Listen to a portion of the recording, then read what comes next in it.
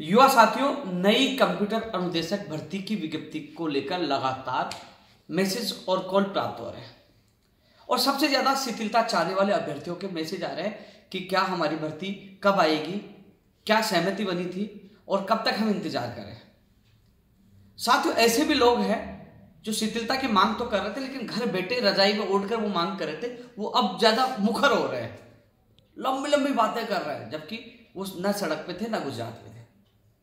और उनका जो मैसेज का जो तरीका, वो उनके संस्कार जो दिखा रहे हैं। मैं एक चीज स्थिति स्पष्ट कर दूं, चाहे मैं हूं चाहे आप हो, जिस व्यक्ति के जैसे संस्कार होते हैं, जैसा व्यक्ति उसके गुण होते हैं, उसी अनुसार भगवान उसके साथ वैसा व्यवहार करता है। मैं अच्छा करूंगा तो मेरे साथ भगवान अच्छा करेगा, और मैं बुरा करूंगा तो मेरे साथ भगवान बुरा करेगा। जो लोग अपना संस्कार प्रदर्शित करने की कोशिश कर रहे हैं, वो भगवान भी देख रहा है और आम जनता भी देख रही है, सबका पता है। लेकिन जानबूझकर ऐसे मैसेज करना, साथियों इस चीज में पुनः स्थिति स्पष्ट कर दूं, शिथिलता की मांग को लेकर हमने बहुत संघर्ष किया। कंप्यूटर अनुदेशक भर्ती जब संविदा से आई, उसको स्थायी करवाई, वो पूरा संघर्ष आपने देख लिया होगा। नहीं देखा हो तो मैंने दाद चौक या एजुकेशन चौक पर मैंने एक इंटरव्यू दिया था, उसमें वो तस्वीरें हैं जो हम सड़कों पे सो रहे हैं, जो हमारे साथ जो मारपीट हुई वो वीडियो भी उसमें है। उसमें प्रियंका गांधी जी से मुलाकात की वो फोटो भी है, लखनऊ से लेकर दिल्ली के वो अनमोल पल है जो सड़कों पर रात और दिन गुजारी उस गर्मी में। सारी चीजें उसमें पूरे विस्तारपूर्वक बताया गया कैसे संविदा से स्थायी भर्ती आई, एक इतिहास के पन्नों में रचा गया। और आपने देखा होगा कि राजस्थान के अब 11 और 12 के जो ऐच्छिक विषय में इसको अनिवार्य कर दिया गया है। ये केवल उस संघर्ष के ऐतिहासिक जीत के बदौलत हो पाया है, क्योंकि ये संविदा से स्थायी भर्ती नहीं आती तो न शिथिलता की मांग उठती और न ही नई भर्ती की मांग उठती। लेकिन वो जंग, वो ऐतिहासिक जीत अब आने वाले समय में और बेरोजगारों के लिए दरवाजा खोलने का काम कर रही है। साथियों, शिथिलता के लिए हमने आवाज उठाई। 40% की जो गुणवत्ता के लिए सरकार ने मांग जो बाध्यता की, वो मैं सही मानता हूं और आप भी सही मानते हो। लेकिन केवल मैंने आप शिथिलता का साथ इसलिए दिया जो 11 प्रश्नों का जो चक्कर था, यानी कि जो डिलीट कर दिए गए, जिनके आंसर चेंज कर दिए गए, इसलिए मैंने साथ दिया। पूरा प्रयास किया, आप लोगों ने प्रयास किया, लेकिन जो शिथिलता के जो अभ्यर्थी वहां मौजूद है उनको पूरा सच्चाई का पता है, लेकिन जो घर बैठे उनको पता भी नहीं है 21,000 का क्या चक्कर है, शिथिलता क्यों नहीं मिली, क्या कारण रहे, सब कुछ अधिकतर लोगों को पता, लेकिन कई लोगों को पता नहीं। जो ज्ञानी होते हैं उनको मैं जरूर बता दूं। और नई भर्ती कब आएगी, क्या मुख्यमंत्री प्रमुख सचिव से हमारी लास्ट जो मीटिंग हुई थी उसमें क्या सहमति बनी थी, मुख्यमंत्री जी के सामने क्या बात रखी थी, ये चीज भी इस वीडियो में मैं स्थिति स्पष्ट करूंगा। लेकिन शिथिलता के लिए साथियों 38 दिन तक आंदोलन किया। एक समय ऐसा आया था जब सरकार के द्वारा कंप्यूटर भर्ती के जो मुखिया है उसको फोन करके बुला लिया गया कि हम आपका काम कर देंगे, आप उनका साथ छोड़ दो। उन्होंने हमारा साथ छोड़ा, हमारे साथ धोखा हुआ, फिर भी हम चुप थे, क्योंकि वो धोखा मैं सहन करने के लिए इसलिए तैयार था, यदि शिथिलता मिलती है तो मेरे युवा बेरोजगारों को भला होगा। सरकार ने बुलाया कि आपको शिथिलता दे देंगे, आप उनको छोड़कर आ जाओ। आपके जो कंप्यूटर अनुदेशक भर्ती का नेतृत्व करने वाला रामेश्वर वहां से आया, लेकिन उसके साथ भी धोखा हो गया। जिस मुख्यमंत्री जी का ओएसडी ने उनको फोन करके बुलाया, वो कह रहे थे, मुझे रामेश्वर से बात हुई तो कह रहे थे, उन्होंने ये कहा था 100% आपका काम कर देंगे, इनका साथ छोड़ दो। तो आप साथियों, जब हम लोग अलग अलग भर्तियों के लोग वहां मौजूद थे, आपके नेतृत्वकर्ता ने हमारा साथ छोड़ा, तो भी मैंने आज तक आप लोगों का साथ नहीं छोड़ा। मैंने उस व्यक्ति को और आपके ग्रुप को इसलिए माफ कर दिया। हाँ, वो इसलिए छोड़ के गए थे कहीं उनका भला हो जाए, मेरा उद्देश्य था आपका भला करना था।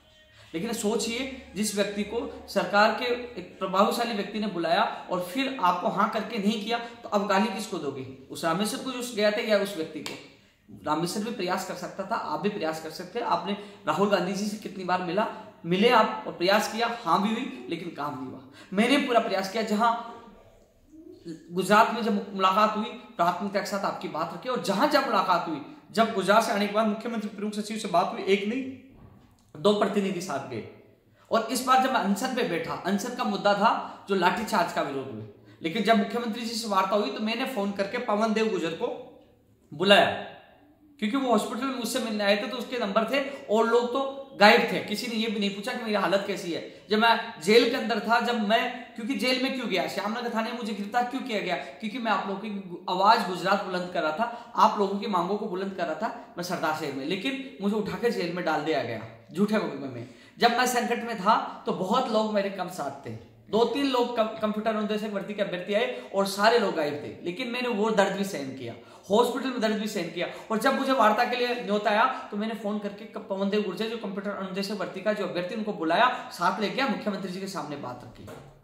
फिर मुख्यमंत्री प्रमुख सचिव साहब ने बुलाया तो मैंने बात रखी, लेकिन लास्ट में उन्होंने साफ मना कर दिया। तो नई भर्ती पर हमने सहमति दी, कम से कम नई भर्ती तो आए, क्योंकि फिर नई अभी तो क्या है कि वो एक मानने के लिए तैयार है कि हमने आप लोगों का संघर्ष देखा है, गुजरात से बुलाया है और हम आपके लिए नई भर्ती निकाल देंगे। यानी कि जो शिथिलता चाहने वाले अभ्यर्थियों के संघर्ष के बदौलत नई भर्ती पर सहमति बनी थी। अब साथियों सवाल ये उठ रहा है कि ये भर्ती कब आएगी, तो साथियों अभी सहमति बनी है। अभी तक प्रस्ताव जो बीकानेर निदेशालय से शिक्षा विभाग जयपुर में आना है और फिर वो वित्तीय स्वीकृति के वित्त विभाग में जाना, अभी तक कितने पदों पर भर्ती आएगी सामान्य शिक्षा विभाग में, इसकी स्थिति स्पष्ट नहीं है। जो सोशल मीडिया पे डाले वो अफवाहें हैं, अभी तक 0 लेवल पे काम है। लेकिन साथियों मैं आपसे जो शिथिलता चाहने वाले अभ्यर्थियों से ये कहना चाहूंगा, आपने इतना संघर्ष किया है, आप अधिकतर जो ST SC और MBC के अभ्यर्थियों को तो इतना ज्यादा नुकसान इसलिए नहीं हुआ कि उनकी सीटें बैकलॉग में गई है, वो सीटें जुड़ के आएंगी नई भर्ती में। लेकिन और जो अन्य वर्गों को नुकसान हो, लेकिन फिर भी वो नई भर्ती के लिए प्रयास कर रहे हैं। तो मैं तमाम लोगों से कहना चाहूंगा, मैं भी प्रयास कर रहा हूं। मुख्यमंत्री प्रमुख सचिव साहब से मेरी 2-3 दिन पहले बात हुई थी, क्योंकि पंचायत राज जैन भर्ती सहित कई मामलों को लेकर लगातार हमारा प्रयास जारी है। तो उनके फीवर था, उन्होंने कहा कि 2-3 दिन रुक जाओ, मेरे फीवर है। तो अब वो जैसे उनकी तबियत सही होगी वो मुझे बुलाएंगे। तो मैं ये बात रखूंगा कि साहब आपने शिथिलता तो नहीं दी, कम से कम इसकी फाइल को तेज गति से चलवाकर वित्तीय स्वीकृति करवाए और फाइल पदों की भर्तियों की विज्ञप्ति जारी करवाइए, जिससे इन लोगों का इंतजार खत्म हो सके। इन्होंने 6 महीने का सड़कों पर लगातार कई महीनों तक संघर्ष किया है। तो आपकी बात जब मुख्यमंत्री प्रमुख सचिव साहब बुलाएंगे तो मैं मजबूती से आपकी बात रखूंगा, यानी कि जल्द से जल्द नई भर्ती की विज्ञप्ति जारी हो। लेकिन मैं आपको पुनः बता दूं, जो लोग घर बैठे सोच रहे हैं, कई लोगों ने कहा नई भर्ती तो आएगी, वैसे आ जाएगी, वो केवल अफवाह है। नई भर्ती आती तो अभी तक प्रस्ताव जाकर पदों का पता भी लग जाता, वित्तीय स्वीकृति भी हो जाती। अभी तक 0 लेवल पे काम है। ऐसे लोगों की बातों पर ध्यान नहीं देना, वो केवल सस्ती लोकप्रियता के चक्कर में झूठ बोल रहे हैं। संस्कृत शिक्षा विभाग में भी ज्यादा पदों पर भर्ती नहीं आएगी। इससे पहले मैं निदेशक महोदय से मिला था, 700-800 पद उन्होंने बताया था। कल सोमवार को हमारी मीटिंग है, जो लाइब्रेरियन, PTI और कंप्यूटर अनुदेशक सहित संस्कृत विभाग की अन्य भर्तियों को लेकर मेरी मीटिंग होगी। तो इसमें भी मैं बात मजबूती से रखूंगा, क्योंकि इसका कैडर आने वाली कैबिनेट मीटिंग में अप्रूवल होने की संभावना है। संस्कृत शिक्षा विभाग में नया कैडर बना है, उसके बाद संस्कृत शिक्षा विभाग में नई कंप्यूटर अनुदेशक भर्ती आएगी, जिसके लिए लगातार प्रयास मैं कर रहा हूं और कोई नहीं कर रहा। 15 दिसंबर को मीटिंग हुई थी शिक्षा संकुल में, तब भी और लगातार संस्कृत सेवा में कंप्यूटर अनुदेशक भर्ती के लिए भी प्रयास मैं कर रहा हूं। और सामान्य शिक्षा में नई भर्ती भी आएगी, वो केवल शिथिलता चाहने वाले अभ्यर्थियों के संघर्ष के बदौलत वो समझौते के तहत आएगी, क्योंकि उन्होंने कहा हम ये शिथिलता तो नहीं दे सकते, लेकिन नई भर्ती निकाल सकते हैं, जिस पर सहमति बनी है, जिसमें मुख्यमंत्री प्रमुख सचिव और सचिव ने सहमति दी थी। तो साथियों उस वादों को याद दिलाते हो हम, जब लोग सारे लोग पीछे पड़ेंगे। मैं जो तमाम लोगों से निवेदन करना चाहूंगा, आपने इतना संघर्ष किया, कुछ दिन और संघर्ष करो। बिना संघर्ष कुछ नहीं होता।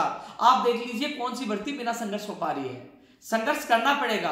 तो मैं कोशिश कर रहा हूं, मुख्यमंत्री प्रमुख सचिव साहब से मिल रहा हूं, नहीं होते फिर जो भी प्रोग्राम होगा मैं आपको अवगत कराऊंगा, क्योंकि हम सबको भाग दौड़ करके भर्ती निकलवानी होगी। जो लोग शिथिलता वाले थे उन अभ्यर्थियों को मैं ये कहना चाहूंगा, साथियों जरा गौर से आप सोचिए।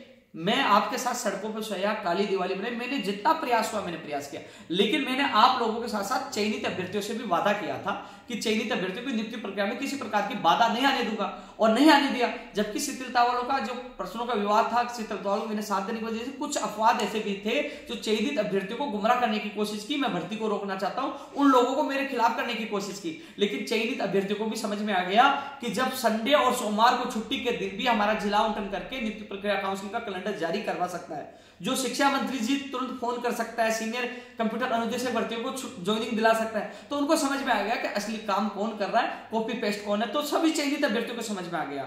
लेकिन जो प्रश्नों का विवाद चल रहा है, तो मैं आप लोगों को बता दूं साथियों, अभी 11 से 13 तारीख को काउंसलिंग होकर तमाम अभ्यर्थियों को ज्वाइनिंग मिल जाएगी। उसके बाद प्रश्नों वाला विवाद है, उसमें मैं आप लोगों का पूरा साथ दूंगा। फिलहाल अभी बोलूंगा तो वो लोग फिर अफवाह फैलाएंगे कि साहब उपेंद्र यादव प्रश्नों का विवाद उठाकर चयनित अभ्यर्थियों की नियुक्ति प्रक्रिया रोकना चाह रहा है।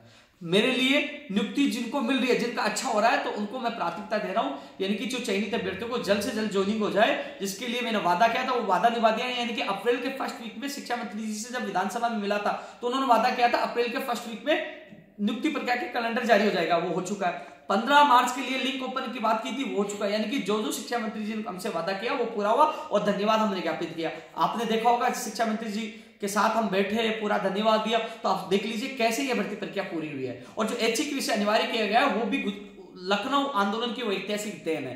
कॉपी पेस्ट करते रहेंगे, लेकिन जीत कैसे जीती है वो पूरा प्रदेश, युवा, मीडिया, पूरी जनता जानती है कि ऐतिहासिक जीत थी।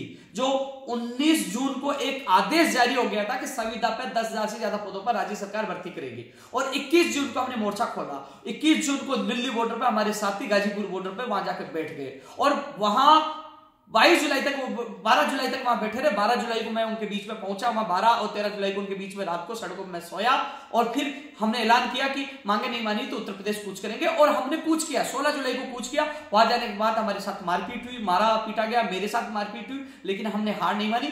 50-55 लोग थे, आधे लोग भग गए, 22 लोग बचे। हमने लड़ाई लड़ी, बहुत लड़ाई लड़ी, बहुत कुछ किया, और आखिरकार 19 जुलाई को माननीय श्रीमती प्रियंका गांधी जी से मुलाकात होती है, माननीय धीरज गुर्जर जी और जुबेर खान जी की मध्यस्थता में, और हमने उनके सामने मजबूती से बात रखी। ये स्वर्गीय राजीव गांधी जी का सपना था, कंप्यूटर युग है। तो उन्होंने तुरंत हमारी बात मानी, और माननीय मुख्यमंत्री अशोक गहलोत जी को उन्होंने कहा। माननीय मुख्यमंत्री अशोक गहलोत जी ने संवेदनशीलता दिखाते हुए 23 जुलाई को एक इसी भर्ती के लिए कैबिनेट मीटिंग बुलाकर नियमित भर्ती निकालने की घोषणा की 10,157 पदों पर। यह ऐतिहासिक संघर्ष है, उसकी जीत है, और जो ऐच्छिक विषय भी लागू हुआ है। अब नई भर्ती भी केवल शिथिलता, जो हमने सड़कों पर रातें गुजारी, गुजरात में संघर्ष किया, उसके बदौलत नई भर्ती आएगी। लेकिन जो लोग कह रहे हैं कि इतने पदों में, मैं दावा कर रहा हूं, आ जाइए मेरे साथ शिक्षा विभाग में, जो कह रहे हैं मैं चैलेंज आ जाऊं, बता दीजिए कितने पदों पर। झूठा अफवाह ना फैलाए, क्योंकि लोग अफवाह फैलाने से वो चुप बैठ गए, वो अपनी भर्ती के लिए संघर्ष नहीं कर रहे कि साहब वो फलाना कह रहा था भर्ती तो वैसे आ रही है, नहीं भर्ती आ रही, तो उन अफवाहों पर ध्यान नहीं देना है, धरातल पर संघर्ष करना है। मैं वादा कर रहा हूं, मैं आपका पूरा साथ दूंगा, पूरी मेहनत करूंगा, क्योंकि इस बार तो उन्होंने ये कहा शिथिलता की जगह नई भर्ती के लिए सहमति जताई है, तो अब चुनावी माहौल है, वो भर्ती निकालेंगे। अब हम चाहते हैं ये भर्ती की विज्ञप्ति जल्द जारी हो, और क्योंकि आचार संहिता लग जाएगी, भर्ती प्रक्रिया नहीं अटके, इसलिए हम सबको मिलकर तेज गति से प्रयास करना होगा। तमाम लोगों से ये कहना चाहूंगा, चाहे वो शिथिलता वाले तमाम लोग हैं, जो कई लोग घर बैठे जो और जो संघर्ष करने वाले थे, उनमें बहुत अंतर है। जो लोग अफवाह फैला रहे हैं, साथियों शिथिलता के लिए जितना मेरे से सहयोग है मैंने किया, सरकार ने नहीं किया। धोखा आप राहुल गांधी जी से मिले, धोखा आपके साथ भी हुआ, मेरे साथ भी हुआ। लेकिन साथियों जो 21,000 जो तमाम चीजें हैं, 21,000 तो जब आपके अभ्यर्थियों के पास जो हालत गंभीर हो गई थी, खाने के पैसे नहीं थे, तो नगद मैंने दिए थे। इसके अलावा तरपाल 2.5 से 3 लाख रुपए खर्च हुए, मैं मेरे दोस्तों से उधार लेके दिए थे, आज वो मेरे से मांगते हैं। हालत मेरी भी गंभीर है, मैं कोई पैसे वाला नहीं हूं। लेकिन ये चीजें मैंने कब कहा, जब आपके साथी जो वहां कुछ लोगों को मैंने मैसेज देखा, तो मैंने कहा यार ये लोग ऐसे मैसेज कर रहे हैं जिन लोगों के लिए मैंने इतनी मदद की, जिनके लिए सड़कों पर सोया, उधार लेके पैसे दिए, उसके बावजूद ऐसा इनका व्यवहार अनुचित है, मुझे बुरा लगा। तब मैंने ये बात जो इनके संबंधित लीडर को बताई। हालांकि उससे मेरी बात हो गई, वो समझ चुके हैं, लेकिन मैं इतना कह सकता हूं कि आपकी भर्ती के लिए आप मुझे कितना ही उल्टा बोलोगे या कुछ ना गलत मैसेज करोगे, तो भी मैं नहीं रुकूंगा। नई भर्ती के लिए अन्य जो लोग मेरे पे विश्वास करते हैं, उनके लिए मैं पूरा संघर्ष करूंगा। और जो सहमति बनी है, जो आपका प्रतिनिधि पवन देव गुर्जर मौजूद था, तो वो सहमति के लिए मैं जी जान लगा दूंगा, और नई कंप्यूटर अनुदेशक भर्ती जल्द से जल्द जारी करवाने का मैं प्रयास करूंगा, ये आप लोगों से वादा करता हूं। लेकिन जो शिथिलता की जो मांग वाले कई लोग मैं जानता हूं, आपने संघर्ष किया, आप हताश हैं, आप परेशान हुए, शिथिलता नहीं दी, राज्य सरकार नहीं दी। मैं एक उदाहरण देना चाहूंगा। डॉक्टर किरोड़लाल मीणा जी सम्मानीय एक वरिष्ठ सांसद है, सीएचए भर्ती के लिए हजारों लोगों के लिए उन्होंने प्रदर्शन किया। क्या सीएचए भर्ती को बहाली हुई? क्या उनका स्थायीकरण हुआ? अभी वीरांगनाओं के लिए उन्होंने प्रयास किया। वो एक नेता है, उन्हें प्रयास कर सकता है, संघर्ष करता है। क्या वो वीरांगना है? क्या सीएचए के प्रति क्या डॉक्टर किरोड़लाल मीणा जी गाली देंगे कि आपने धोखा कर दिया? वो व्यक्ति अपनी जी जान लगा सकता था, वो बीमार हो गया, अपनी कोशिश कर सकता है, उन्होंने की। अब सरकार ने नहीं मानी तो वो क्या कर सकते हैं? जैसे मैंने भी मेरी पूरी कोशिश की, मैंने जी जान लगाई, नहीं मानी, तो कम से कम आप अपने दिल पर हाथ रख के सोचिए कि संघर्ष में कोई कमी थी क्या। लेकिन ये चीज भी सोचिए कि ये जो नई कंप्यूटर अनुदेशक भर्ती यानी कि राज्य सरकार से सहमति बनी है, वो भी आपके उसी संघर्ष के बदौलत। उन्होंने माना इस चीज को कि आप लोगों ने संघर्ष किया, हम आप लोगों को शिथिलता तो नहीं दे सकते, लेकिन नई भर्ती की सहमति दे सकते हैं। तो वो आपके संघर्ष के बदौलत नई भर्ती की सहमति बनी है। जो लोग अफवाह वो कॉपी पेस्ट, जो लोग ऐसे कहेंगे कि हम नई भर्ती तो वैसे आ रही थी, निकलवा दीजिए, नई भर्ती वैसे आ रही थी, हम बैठ जाएंगे, आप बता दीजिए कितने दिन निकला दीजिए।